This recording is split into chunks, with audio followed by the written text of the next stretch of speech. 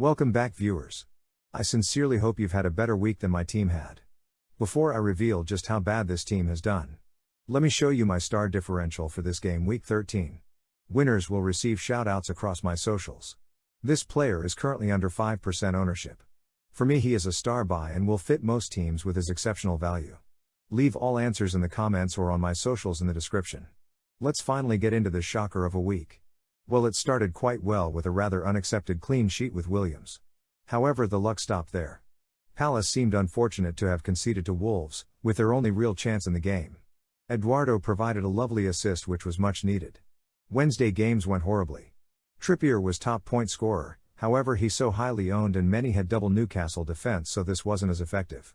West Ham really let me down. Emerson never even played a minute. And Bowen. Oh, why Bowen did you do this to me?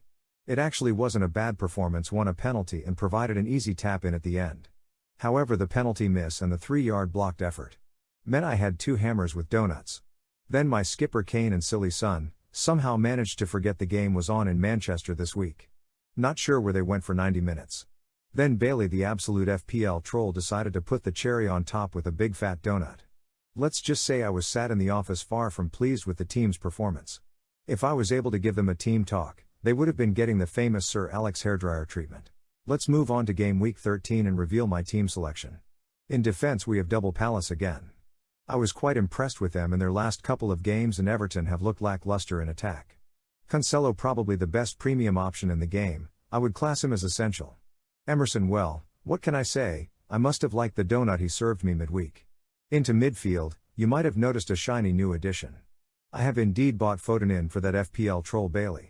I think Foden could rack up a nice amount of points in these final 4 game weeks. It was close between him and Saka this week. As you can see, I looked into the stats between both this season.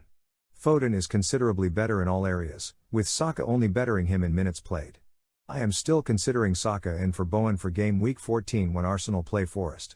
I really like the rest of the midfield. I feel like this could be where we can score huge points this week. My forwards look like this. Haaland has to be captain. I think Brighton's style will allow for plenty of one-on-one matchups for him against Dunk and Webster, which he will win a lot of the time, so I think he could be on for another monster haul again. Kane, like son, has Newcastle, who you would think is a tough matchup. However, I think Newcastle's open style will create many opportunities for this dynamic duo. Eduardo has started a few games in a row now, and that Palace forward line seems to be building a nice chemistry. So he has been a very nice enabler at 5.3 million, that has allowed us to do a huge upgrade of nearly 4 million to bring in Foden. My bench does have Trippier, which will surprise, but I'm backing Spurs to do well at home. So even though he has returned something in his last 6 consecutive games, I think this will be the game where that streak ends. I also quite like Andreas this week but haven't an available spot. With all the midweek games, this could create rotation in squads, so I'm pleased I at least have an asset I would start sitting there.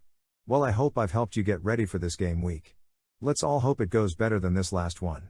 If you have liked the video, please leave a like and subscribe to the channel. It's free and really helps for content. As always, I wish you the best for the weekend. Until the next episode, thanks for watching and